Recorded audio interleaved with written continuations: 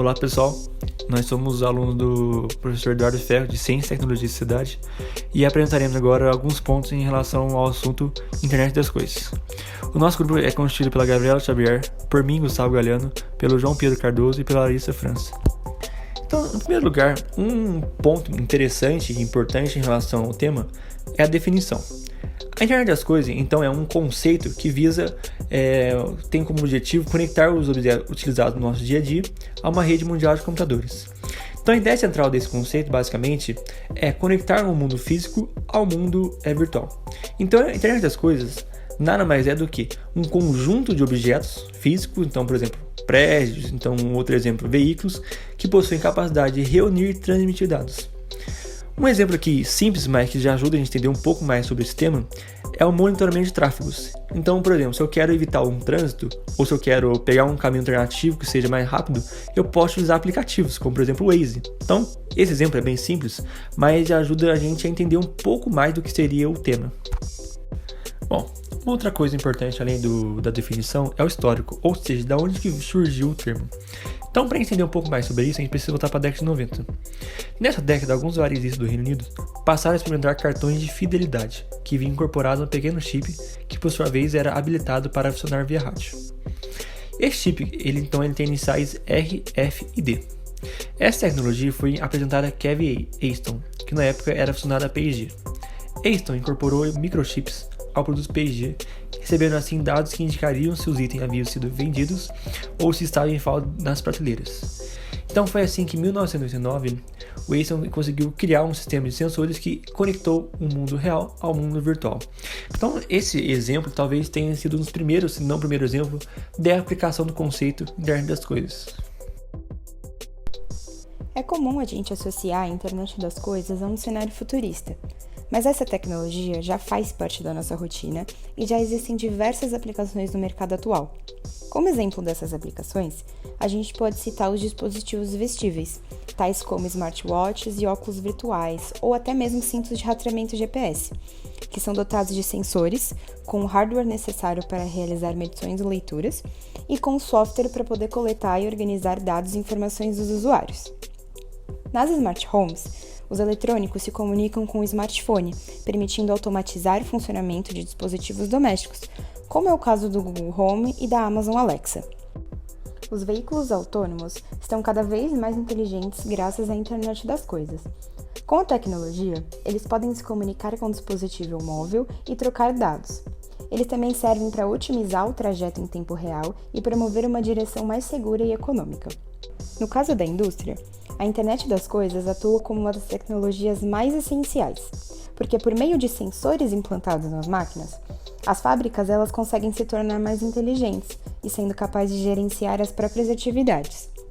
Outro exemplo também é na agricultura, onde a Internet das Coisas ela consegue oferecer aos agricultores a possibilidade de acesso a um conhecimento mais detalhado das condições do solo, como umidade, nível de acidez, a presença de certos nutrientes, temperatura e até outras características químicas, o que traz vantagens para o agricultor. O mundo está passando por uma enorme transformação digital e é cada vez maior a busca por ideias inovadoras para conectar todas as coisas e facilitar o dia a dia da população. Hoje, muitas empresas de diferentes indústrias ou setores estão adotando o conceito de Internet das Coisas para poder simplificar, melhorar, automatizar e até controlar diferentes processos. Como exemplo, podemos citar a Nest, uma empresa que desenvolve dispositivos inteligentes para casas e escritórios. Os produtos que trouxeram grande visibilidade à companhia são termostatos e detectores de fumaça, que se integram aos smartphones por meio de aplicativos específicos. Outro exemplo bastante difundido é o da Philips. A companhia possui uma divisão que desenvolve lâmpadas LED inteligentes, que podem ser configuradas pelo smartphone para mudar a intensidade e as cores da iluminação para poder deixar o ambiente mais confortável. A Tesla é uma companhia especializada em carros elétricos de alta performance. Os veículos da marca são bastante high-tech, mas não só por serem elétricos, mas pelo fato dos carros da empresa poderem se conectar à internet para receber atualizações de software e também poder atuar no modo autônomo. A Fitbit é uma companhia que produz dispositivos voltados à saúde e monitoramento de atividades físicas. Os dados obtidos por esses dispositivos são sincronizados com smartphones e podem ser compartilhados nas redes sociais. A plataforma Newt utiliza o Machine Learning, que diz respeito ao aprendizado automático. Por meio dele, a máquina identifica padrões e, dessa forma, consegue comunicar ao cliente sobre desperdícios de energia.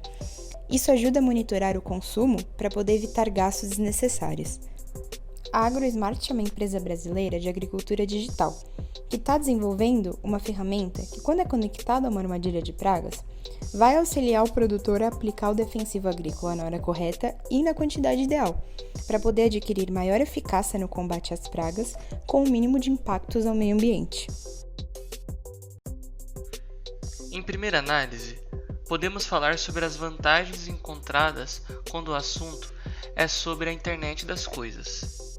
Sobre isso, podemos levar em consideração que o universo da programação nos trouxe novas tecnologias e abriu portas para que a ciência pudesse andar com as próprias pernas. Exemplo disso são as smart homes, que realizam tarefas sozinhas, como abrir janelas, climatizar ambientes, trancar portas, ligar alarmes ou até mesmo acender uma simples lâmpada. Para o usuário, ter uma tecnologia que aprende sozinha é muito interessante, visto que cada dia mais vemos lançamentos de novos produtos no mercado tecnológico e assim a necessidade de comprá-los pode vir a diminuir com o tempo. E para o mesmo usuário, uma das grandes vantagens da inteligência artificial é a economia de tempo, já que todas as informações estão disponíveis para quem quiser acessá-las por meio das nuvens digitais.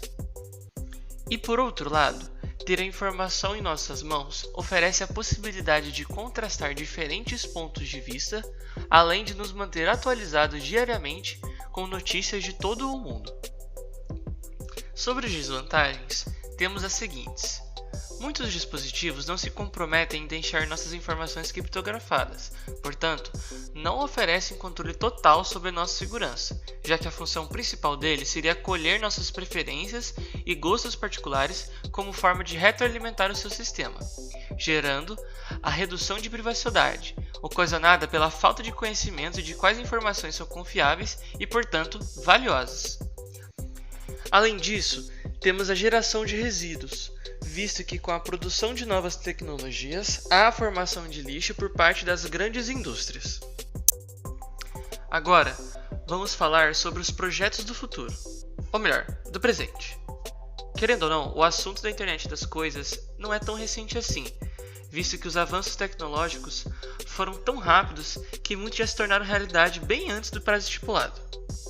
Como dito anteriormente, as smart homes já são realidade e mostram como nós estamos, de certa forma, bem servidos com relação à praticidade do dia a dia. Sobre as profissões do futuro, essas também já são uma realidade, visto que a mais difundida é a programação, ou melhor, os developers. E devemos citar que cada dia exige uma demanda maior na sociedade por esse tipo de profissional, sendo que a própria internet das coisas exige intrinsecamente dessa mão de obra. A revolução do universo dos jogos, que estourou no mercado, você provavelmente já ouviu falar sobre as Game Coins. As Game Coins são moedas digitais originárias de jogos que proporcionam chances reais de ganhar dinheiro com ativos conquistados por eles.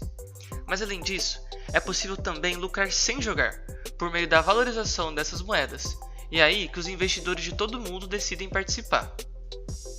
Essa é um dos exemplos das novas NFTs, que são uma espécie de token não fungível e um tipo especial de token criptografado que representa algo único. Diferentemente das criptomoedas como Bitcoin e vários outros tokens utilitários, os NFTs não são mutuamente intercambiáveis. Um item fungível, como o dinheiro, pode ser trocado por outro. Uma célula de real pode ser substituída desde que seja do mesmo valor. Já os itens infungíveis são como obras de artes, objetos raros, exemplares únicos, etc. Esses já não podem ser substituídos, muito menos falsificados. Oi gente, tudo bem? Eu sou a Gabriela e agora eu vou contextualizar mais um pouco sobre esse tipo de tecnologia. A gente sabe que o objetivo da maioria das empresas é alcançar o sucesso e ter um bom crescimento. Por isso, elas já vêm pesquisando bastante e investindo na IoT como uma forma de otimização do trabalho físico. Mas não adianta nada a gente adotar tanta tecnologia para ter uma margem de lucro maior, para diminuir os custos, para ter um melhor relacionamento com o cliente, sem antes a gente ter um planejamento. Também é preciso criar uma estratégia relevante para impulsionar as outras áreas e criar um DNA novo para nossa própria empresa. E para começar, vai ser necessário também um bom conhecimento para saber desenvolver todos esses processos que a gente quer implementar e levar os próprios funcionários a ter ideias dentro de cada uma de suas áreas. E aí nós vamos para a próxima parte, que é como ter essas ideias e como aplicar essa tecnologia. Muitas empresas acham que não têm o perfil para implantar tanta tecnologia assim, mas na verdade qualquer tipo de negócio pode aprimorar o seu jeito de lidar com as diversas situações. Por exemplo, as lojas que usam sensores de calor para ajustar a organização de seus produtos. Essas ideias só irão aparecer se a gente ficar ligado com as novas tecnologias e associá-las com as dificuldades do nosso dia a dia. E agora que a empresa já possui uma ideia, basta saber organizar. E para isso vai ser necessário também saber diferenciar o que é um dado do que é uma informação. Dado é o que chega para os analistas de forma crua. Por exemplo, as áreas marcadas pelos sensores de calor, dizendo que a região onde mais passam pessoas é a central. Com esse dado, o analista transforma em informação, de forma a transmitir um significado, ou seja, talvez colocar os produtos de maior valor na área central seja mais lucrativo para o mercado do que colocar aqueles produtos de menor valor, por exemplo. Por fim, construir um MVP, que é basicamente um projeto que minimamente funcione, é um dos passos mais importantes, onde eu vou testar a minha ideia, validar e depois transformar em um produto final.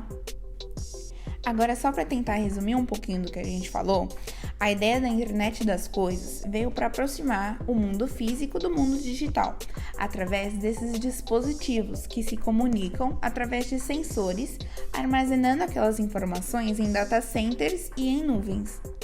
É bom sempre ressaltar que precisamos dar oportunidade aos chamados CIOs, o Chief Information Officer, que é o responsável pela tecnologia. Ou seja, a gente precisa dar lugar e acreditar no trabalho para que ele possa desenvolver esses processos. Além disso, é necessário também lembrar dos riscos e dos efeitos que isso pode gerar. Ter preocupação com os dados dos clientes, colocar na balança o que pode vir a ser um problema e já tentar eliminá-lo logo de cara.